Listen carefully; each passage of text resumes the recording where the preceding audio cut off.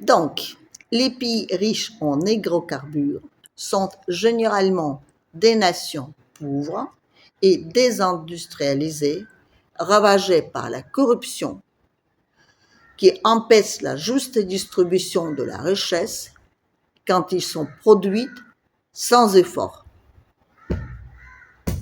Eh ben voilà, on a tout compris. Les mecs, si vous êtes pauvres alors que vous avez plein de trucs dans le sol, c'est juste parce que vous êtes paresseux. Bah oui, parce que vous ne foutez rien quand vous allez travailler aux usines là qui appartiennent, enfin, aux autres là, les civilisés et démocratiques. Et quand vous êtes payés pour rien du tout en travaillant comme des ânes, quoi, enfin, je veux dire, dans le sens que c'est du boulot quand même, du sacré boulot, sans aucune protection et tout ça. Non, c'est vous êtes juste paresseux. Voilà, si vous êtes pauvre, Niger, vous savez quoi?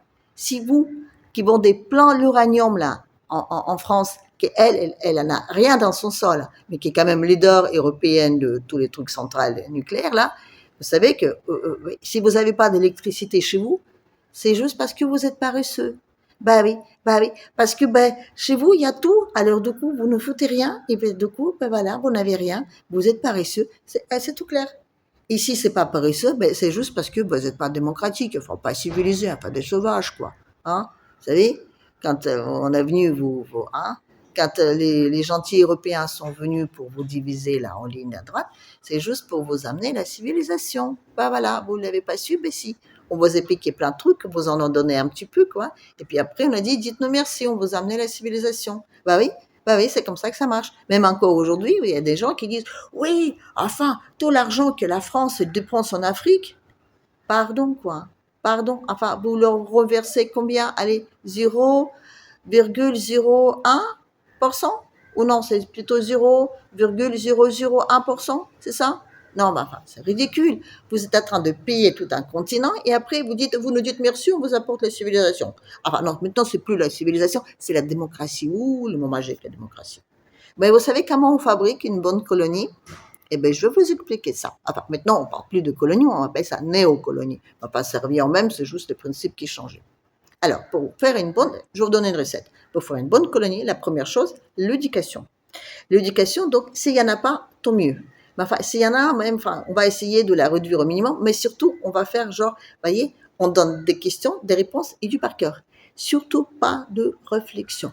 On empêche les élèves à prendre l'habitude de réfléchir, d'analyser les choses, de se poser des questions. Non, non, non, non. On fait un papier, voilà, question, réponse A, réponse B, réponse C et vous cochez des cases. C'est comme ça. C'est comme ça qu'aujourd'hui, les enfants apprennent à l'école. C'est du par cœur et on n'a aucune question à poser. Ça arrivait qu'à 25 ans, c'est vrai. Il y a à peu près 25 ans, la réforme de l'éducation en France, on a passé à ces petits questionnaires et aucune question à poser. Voilà.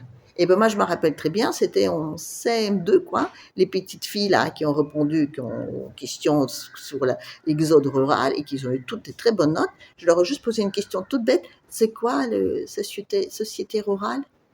Enfin, société rurale, là, l'exode, là, c'est quoi? Alors, vous savez, j'ai eu toutes les réponses. J'ai eu ceux qui habitent dans la rue, bon, c'est logique. Ceux qui prennent le RER, bon, pourquoi pas. Ceux qui sont donc des revenus minimums, hein, voilà. Enfin, j'ai tout eu. Il n'y en avait pas un qui a dit, c'est des gens qui habitent genre à la campagne. Non, pas du tout. Vous voyez, c'est ça. On apprend par cœur, on apprend par cœur, on apprend par cœur. Et on ne se pose pas la question de quoi. Alors oui, effectivement, la démocratie, c'est bien, c'est bien, c'est bien. Pourquoi? On ne sait pas. On ne sait pas pourquoi c'est bien. Non, non, non. Le peuple, pour le peuple, non, non, non, non, non. On dit que la démocratie, il faut être démocratique, c'est la base, voilà, comme ça. Et puis, la démocratie, c'est quoi? Eh bien, on change les présidents tous les 4-5 ans. Voilà, c'est comme ça. Et qui c'est qui a décidé que ce soit comme ça? On ne sait pas. Mais c'est comme ça que ça doit être. Et tout le monde doit faire comme ça. Tout le monde, tout le monde, tout le monde.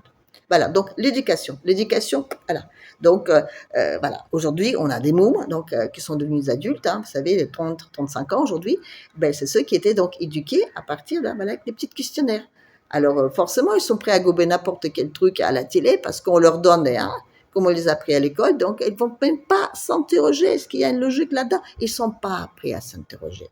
C'est comme ça. Et il ne faut surtout pas que les mômes s'interrogent. Donc, il faut clore le débat Il faut juste partir au slogan, ben comme les slogans, question-réponse, question-réponse, question-réponse. Les slogans, ça marche très bien. Et puis en plus, on peut leur donner des émotions avec les petits chats qui les regardent tout le temps à la télé, et puis ah là là là, les pauvres petits qui meurent et tout. Oui, allez, oui, oui, oui, les méchants, des gentils. Droite, gauche, droite, gauche. C'est comme ça. Surtout pas de milieu, parce que le milieu, ça demande d'analyser des trucs. Non. Donc, l'éducation. Par la suite, l'industrie. Ah ben non, mais non, mais non.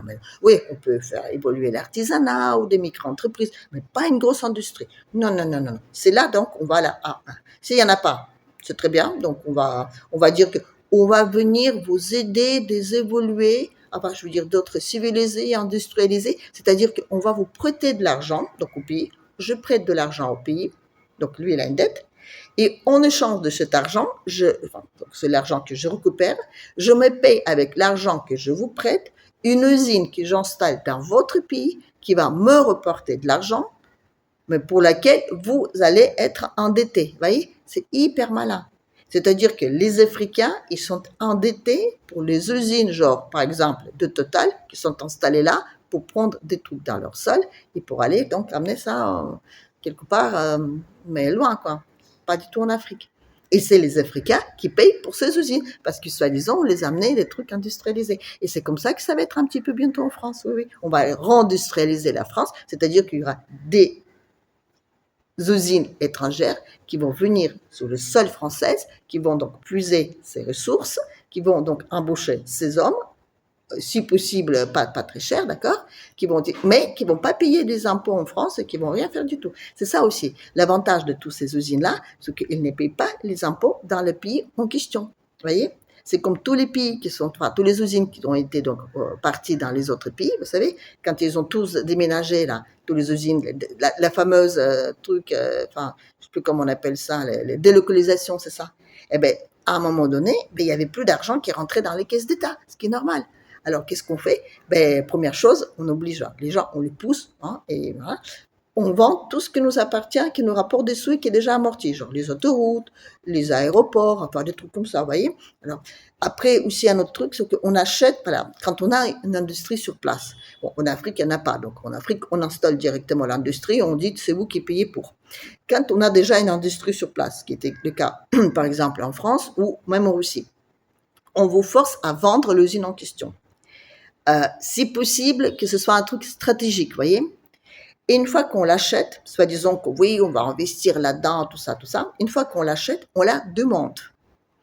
En Russie, on la demande entièrement. Il n'y a plus de traces, on la demande entièrement, comme ça, vous n'avez plus de trucs stratégiques. Donc, vous êtes obligé d'emprunter encore plus pour avoir les trucs stratégiques que vous avez vendus à 3 francs 6 sous et qui étaient donc démontés. Donc, et vous êtes aussi obligé d'acheter d'autres choses et on vous colle, parce que votre dette elle grandit, un truc genre hyper grave en disant que vous devez faire des économies. Donc, on vous privatise les peu de choses qu'il vous reste, c'est-à-dire les hôpitaux, enfin les trucs sociaux, tout ça. Hop, voilà. Sur qu'il n'y a plus rien à voir. Et là, vous vous retrouvez avec une dette encore plus énorme parce que là, vous n'avez plus aucune rentrée d'argent. Et la dette, elle grandit. C'est comme ça qu'on fait des colonies. Voilà. Par la suite, il y a un autre truc qui est super bien, c'est d'essayer de vous expliquer que c'est pour votre bien. Voilà. C'est pour votre bien. Donc, on a les médias qui sont là. Donc, les médias, pareil, on les a. En Afrique, c'était donc tous les médias uniquement d'Occident à une époque qui expliquaient qu'ils doivent être reconnaissants pour tout ce que l'Occident leur apporte de bien. Donc, les médias, contrôle total. Aucun média étranger, aucun média qui a de point de vue différent. Aucun débat. La même chose. Niet, niet, niet. Et puis, pour une petite cerise sur le gâteau, pour une bonne colonie, il faut qu'il y ait, des petites guerres. Des petites guerres ou à défaut des terroristes. Donc, on va subventionner des terroristes dans un pays, on va les appliquer dans l'autre pays et comme ça, ils vont se battre entre eux. Ils vont déjà acheter des armes, ce qui fait encore circuler le commerce, parce que je vous rappelle que la France est on va dire, deuxième en vente d'armes au monde. Voilà, on se demande pourquoi. On se demande pourquoi. En même temps, comment ça se fait qu'en Afrique, il y a autant de trucs genre où ils se tapent dessus? Oh là là, il n'y a peut-être pas de rapport, mais enfin quand même, un petit peu, quelque part, d'accord? Voilà. Et puis, autre chose, une fois qu'ils se tapent dessus, on leur donne aussi un exemple, c'est-à-dire qu'on leur pose juste à côté, un tout petit pays, pour que ça coûte pas très cher à subventionner, d'accord? On le rend genre démocratique et on les met en exemple. Et c'est dans ce petit pays qu'on met donc l'argent déjà, mais surtout on installe, comment dire, c'est un peu enfin, c'est un peu comment on appelle ça, un porte-avions, mais un porte-avions qui passe sur la mer, mais sur la terre, vous voyez? Il y en a un petit peu partout comme ça, partout dans le monde. Il y a des sous-marins comme ça, enfin pas de sous-marins, des porte-avions terriens, hein, dans lesquels on met donc on met beaucoup d'argent, mais surtout on met des jolies petites bases et on met un joli petit armement parce que dès qu'il y a un petit souci à droite à gauche, hop, on a tout sur place. Voilà. Par exemple, eh ben, Israël, ça servait un petit peu à ça. Et puis il y en a d'autres pays comme ça en Afrique, je ne vais pas tous les nommer, mais vous allez vite les reconnaître. De tout petits pays hein, auxquels on donne beaucoup d'argent, il y a une bonne petite armée qui permet de garder grands pays riches, hein, très riches en hydrocarbures, donc forcément très paresseux, hein, c'est connu, et c'est pour ça qu'ils sont pauvres. Donc, un petit pays comme ça, juste hein, à qui on donne plein d'armes, qui va tenir ce grand pays un peu en haleine, provoquer des massacres si possible, provoquer plein de trucs, enfin pas très cool quoi. Et comme ça, les pays en question, comme il disait l'autre petit, enfin, hein, c'est quand même pas de ma faute qu'en 30 ans, vous n'avez pas pu rétablir une souveraineté militaire, sécuritaire, administratif, tu peux rejeter monétaire tant que tu y es, hein, petit prince. Mais si, c'est de ta faute, bah oui. Et ben de dire que oui, ben, pour aider aux Congolais, on va leur faire une commission pour permettre de réécrire l'histoire, parce qu'il faut quand même pas mettre tout sous le dos de la France. Non, peut-être pas tout, mais enfin, on va dire, allez, 110% à peu près, ou 120%, voilà. Ça fait pas tout, ça fait plus que tout, voyez. Mais ça, non, il faut pas le dire. Parce que ce qu'il faut mettre en avant, c'est qu'on est des gentils. On a envoyé des médecins sans frontières et on leur a donné des aides. C'est ça. On a tout piqué et on a donné des aides. Sauf que, à un moment donné, vous savez quoi? Déjà, premièrement, les Africains, ils commencent à étudier. Donc déjà, là, ça marche pas très bien. Parce qu'ils commencent à s'interroger, etc. Ils ont tous des smartphones. Donc, le problème, c'est qu'ils commencent un petit peu de savoir ce qui se passe dans le monde. Donc, encore une fois, ils n'ont plus, comme par exemple, maintenant en Europe, juste un seul point de vue. Et juste, ils commencent à réfléchir, à analyser des trucs, etc. Ils commencent même à se dire qu'on va peut-être récupérer notre vraie souveraineté monétaire, sécuritaire, administrative et tout le reste. Oui, parce que je vous rappelle encore une fois, au Mali, hein, les mecs, ils ont réussi à récupérer leur, truc de, comment on appelle ça, j'ai des trous. L'identité, voilà, c'est ça. Les données d'état civil, voilà. L'état civil, enfin, les données de l'état civil malien étaient en France. Hein. On parle de quelle souveraineté là? Voilà. Et bien, les Maliens, ils ont, des Maliens très intelligents, ils se sont réunis, ils ont réussi à hacker donc les trucs français là pour récupérer leur état civil.